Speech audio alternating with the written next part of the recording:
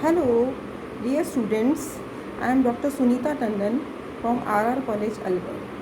I am going to deliver a lecture on MSc final chemistry students, and it is a journal paper which is named as Environmental Chemistry. Environmental chemistry deals with deals with the study of the various chemical phenomenon taking place in the environment. In a broader perspective, it comprises of the study of the chemical species existing in the various segments of the environment, their sources, pathways, reactions, and their consequences on the activities of human beings and other life forms. Thus, environmental chemistry may be considered as a multidisciplinary study involving physical and life sciences, meteorology, agriculture, public health, and engineering, etc. It means environmental chemistry is connected to the all aspects of life, all walks of life. We cannot live with studying without environment. Environment is very precious for us, and nowadays it is a very burning topic to how to save the environment, because environment is related to all things. The way we live, the way we walk, the way we use our resources, the way industrial waste is disposed of. These are all of important concern. The basic concept of environmental chemistry is interesting not only to the scientists in various scientific and engineering activities, but also to the personnel involved in resource planning and material management.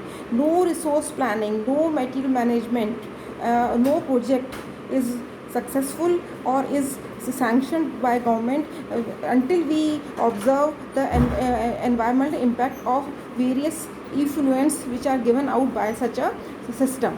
It is now universally realized that a future development activity has to be viewed in the light of this ultimate entire environmental impact.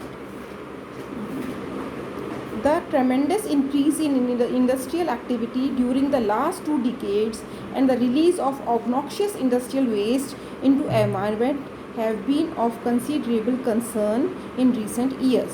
From the point of view of environmental pollution on one hand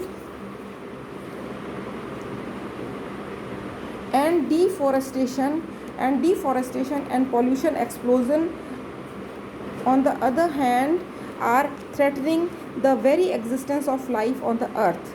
This situation can improve only if people from all walks of life realize the importance of environment protection. Hence, environmental education, which includes basic concepts of environmental chemistry, are of paramount importance. Now we will study the various segments of environment. Environment has 4 segments. The environment may broadly be considered to comprise of following 4 segments. First is lithosphere, second is hydrosphere, third is atmosphere, and fourth is biosphere. First we will study the segment lithosphere. The mantle of rocks. Mantle means the covering. The covering of rocks constituting the earth's crust is called lithosphere. For all practical purposes, the soil covering the rocks, which result from physical and chemical and biological processes during withering, is also considered to be an important part of the lithosphere. Withering means decaying. The topmost layer of the rocks, which has to bear rains, ice falls, and various chemicals and various type of effects, they all result in withering of the soils or mantle of the rocks. And this mantle of rocks which is withered, or the upper layer of that soil withered, is considered into lithosphere. The soil mainly consists of complex mixture of inorganic and organic matter and water. The inorganic mineral constitute include complex mixture of silicates of sodium, potassium, calcium, aluminum and iron. Oxides of iron, Mn and titanium. The carbonates of calcium and magnesium. The organic matter, which constitute not more than about 5% of the soil. It is important to note that the organic matter, which constitute not more than 5% of the soil, mainly determines the productivity of the soil. This 5% of soil, which is very less in composition, it is responsible for the productivity of soil because it is the most important layer of the soil. It consists of biologically active components such as polysaccharides, nucleotides, organophosphorus compounds and organosulfur compounds, sugars and humic material. The clay minerals and humus present in the soil possesses a very high cation exchange capacity and thus helps in supplying as essential trace metals to the plants as nutrients. The cations in the soil are exchanged for H ion from the carbonic acid present in the soil and thus supply the trace metals to the plants through the roots. This process happens by xylem and phloem system. Carbonic acid H ion is exchanged by some other metal ions. Second segment of soil is hydrosphere. This includes all surface and groundwater resources, namely oceans, seas, rivers, glaciers, streams, reservoirs, polar ice caps, groundwater and water logged in rock crevices and mineral lying deep below the earth crust. Earth is called the blue planet. We all know Earth is known as the blue planet because 80% of its surface is covered by water. But however, about 90% of the Earth's water sources is locked up in the oceans and seas, which is too saline to drink and for the direct use for agriculture and industrial purposes. It means 97% of the water resources of Earth they are in combined form, in complex form. It is not free to use as it is, and about 2.4% is trapped in giant glaciers and polar ice caps.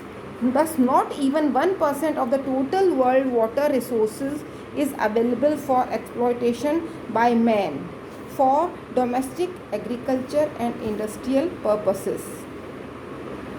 Water exhibits unusual properties as compared to the hydrides of 6 group elements due to the presence of hydrogen bonding. Without hydrogen bonding, water would have boiled at minus 100 degrees centigrade, and in that case life on earth would have been possible because of hydrogen bonding. Water is a liquid at room temperature with melting point of 0 degree and boiling point of 100 degrees at atmospheric pressure. These are the three segments which we have studied, two segments which we have studied, and we came to know that first segment is lithosphere, which mainly consists of the mantle of rocks or soil which is obtained by withering of rocks. And second is we have studied about hydrosphere, in which we studied that 97% is blocked. It is not easily usable. It is in form of rivers, seas, in rock crevices, etc. 2.4% of this water is trapped in giant glaciers, and only 1% of water is available for agriculture and this purpose. That is why we all always say, and people always say, government always says to save water, because if water is not saved, then there will be war for water in the coming future. Now we will study the third segment of the environmental chemistry. This is biosphere. This is the region of earth where life exists and includes a global girdle extending from about 10,000 meter below sea level to 6,000 meter above sea level.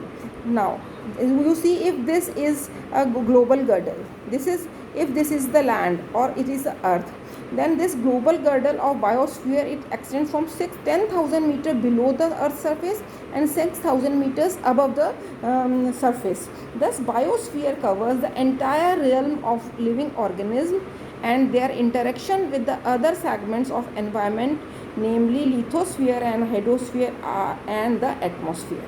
Now students, we will study the fourth segment of environment in the lecture number 2, and where we start with the fourth segment or atmosphere. That is a somewhat most important segment of the, and that is very almost very segment of the earth, and we will study it in detail. Thanks, hope you will have some understand, and if you have any query, please message me. Thanks.